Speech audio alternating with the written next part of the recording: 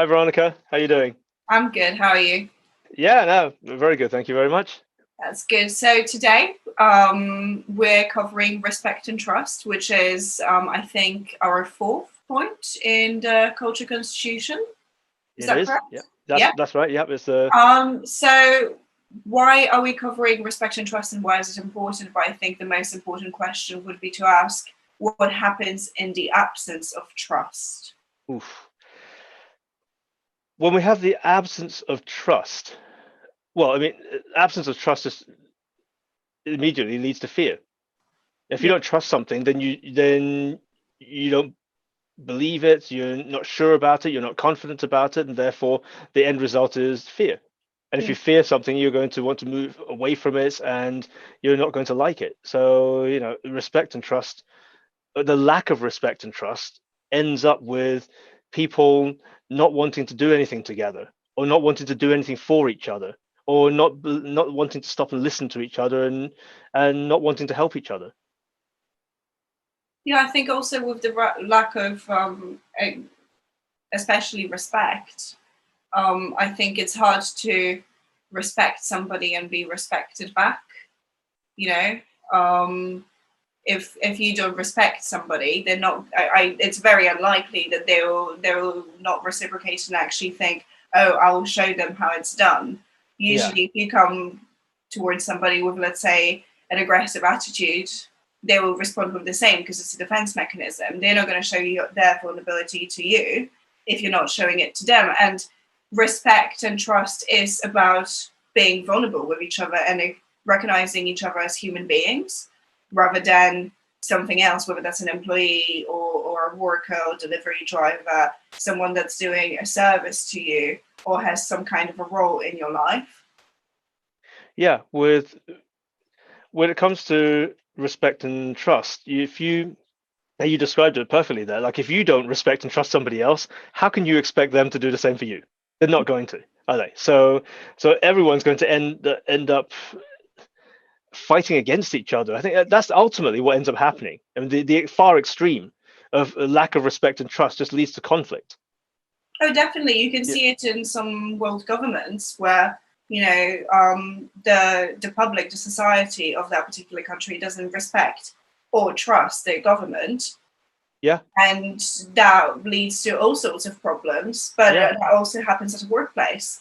yeah. If your employer doesn't show you trust and respect, you're less likely to perform great and to respect them as well, and you're most likely to become stagnant in that life and actually want to escape it because the fight and flight response kicks in. Yeah. And one of the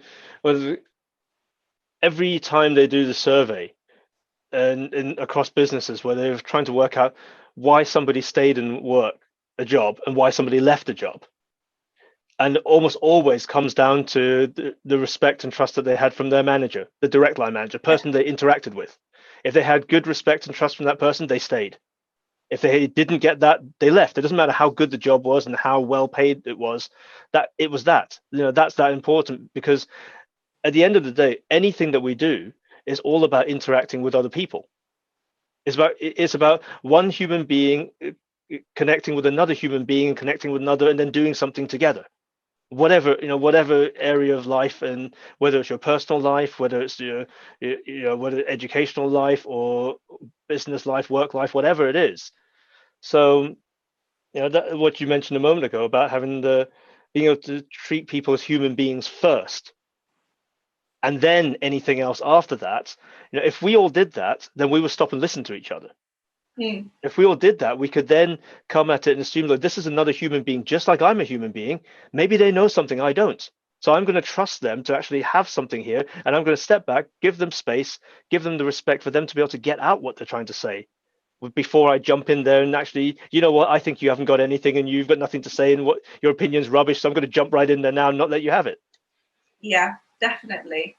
And I think to have faith and confidence in people is also really key. And that faith and confidence is almost like respect and trust. And I believe that respect and trust kind of sits at the core of every human connection, any human interaction, whether that's actually the respect and trust being present or the lack of it. Yeah. that kind of shapes how you will interact with that person for the foreseeable future. Yeah. And to have faith and confidence in people, it's exactly the same. If you do not have faith and confidence in your employee, for example, they're not going to have faith and confidence in themselves, probably as a result of it, but also they probably won't have faith and confidence in you either. No, because that's the overall environment that you build. I mean, what we're talking about here is, if you respect and trust, as you said, directly leads to having faith and confidence, Mm. right? And from that, when we what we're trying to do in Chaser is we're trying to approach it with that attitude at all levels. So when we're coming at it with that attitude, it means that we can then feel confident and able to give our team and our people space to actually go off and do things their own way, to be creative, to come up with new ideas, to try things out. And they know, because we respect and trust them and we have faith and confidence in them, even if they make a mistake, we know you hear the phrase "in good faith." Mm. If we know that in good faith that they made a mistake, they made that mistake in good faith, there's no foul. There's nothing wrong with that. Yeah. No, that's fine. And in giving our people that autonomy from that space of respect, trust, and confidence and faith, means we're going to have more creative people. They're going to be happier. They're going to be freer to express themselves. So they're more likely to speak the truth. Now, when Mm. you don't trust somebody, you're not going to tell them how you really feel. You're not going to tell them what's really going on. If you don't trust somebody and respect them, you may not even tell them actually that idea was awful. You Oh just say, yeah, oh, no. oh yeah, yeah, that was wonderful. Let's go run with that. Oh my God. Right? And then we've got another problem further down the line. So why on earth didn't you tell me that? It's because, yeah, because I didn't trust you.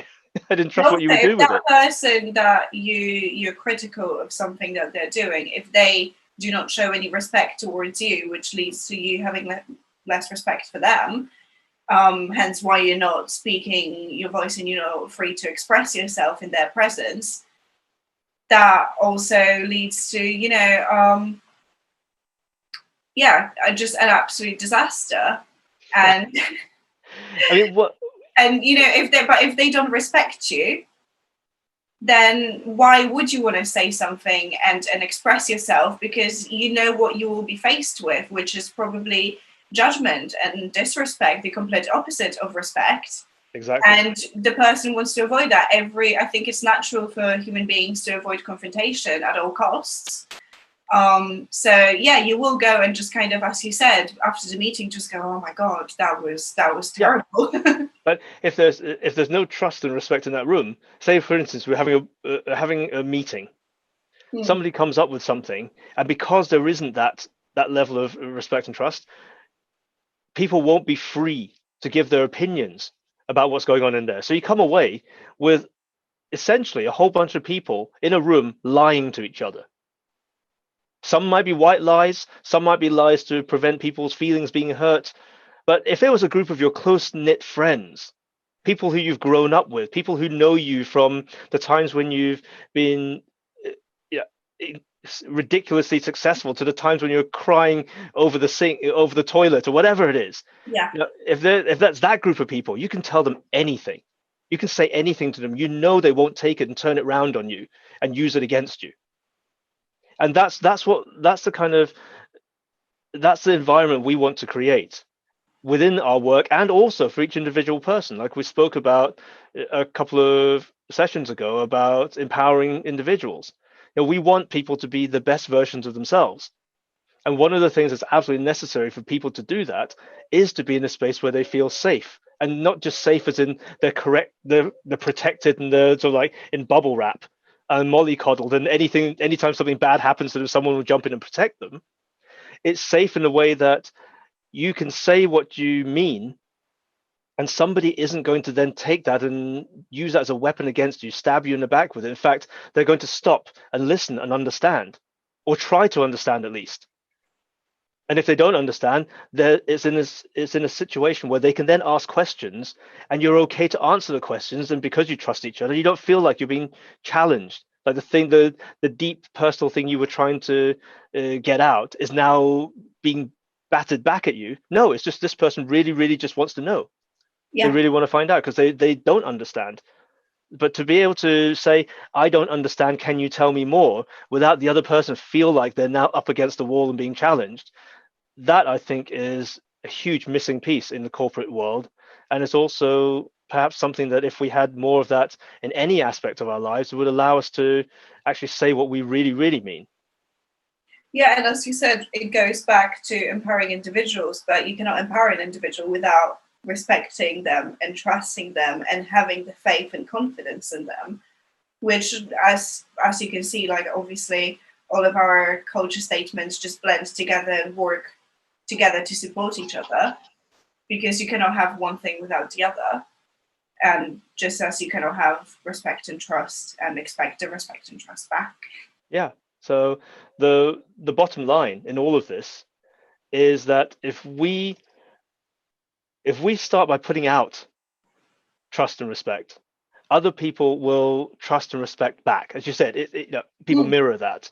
When you feel that coming from somebody, you want to give that as well. Because I think naturally humans want to do that. That's why we're social animals. We're not social animals because we want to throw ourselves in amongst a bunch of wolves and see who's going to bite us first. We Yeah. want to be in a group of people where we feel loved, nurtured, and supported. So the more we do that, the more other people do that, and then it's not just in the working world. It's just that people start doing that in their personal lives, in their personal interactions, and ultimately, what we'll end up having is, just imagine if we increased the amount of respect and trust in the world by 10%. Yeah, Yeah. can you imagine what a change that would make to some of the interactions that are going on out there at the moment, or some of the interactions that may happen in the Massive. future? Absolutely massive. Yeah, I think exactly. everyone's kind of understanding of the world, of each other, of other people would be improved, and that leads to better well-being for most people. Yeah, As you said, I don't imagine people wanting to just go and fight each other, because that doesn't empower real connections and no, connecting people. It creates conflict, and no one wants to live in chaos. exactly. So, in what we've said this a few times already now, what we're trying to build within Chaser is also what we would like to see outside in Hmm. terms of our interactions with our user base and the people who are part of our community, and then further out beyond that. We're looking at a much bigger picture in all of this. Hopefully, that's the big goal that we would like to come to be able to empower communities. Hmm. So, yeah. So the more we respect and trust, the more respect and trust we get, the more respect and trust there is everywhere. And I'm not even going to count how many times we've said the words respect and trust today because it's that important. Well, actually, whoever's viewing this, you can play a game. You can go and skip back to the beginning of the video and count how many times we use the words respect and trust together, Yeah. and drop it down in the comments below, because I think I'm going to do that. I will, as soon as it's released, I'll count how many times we use the words respect and trust. And I'm just upping that number right now. That's cheating. Now you're cheating.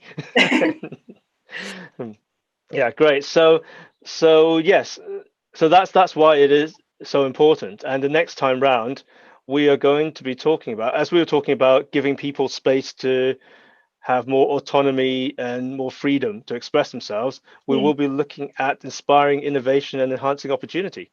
Oh, that would be a So lengthy yeah, one. that'd be a good one. Excellent. See you later, Wai. See you Thank you later. so much.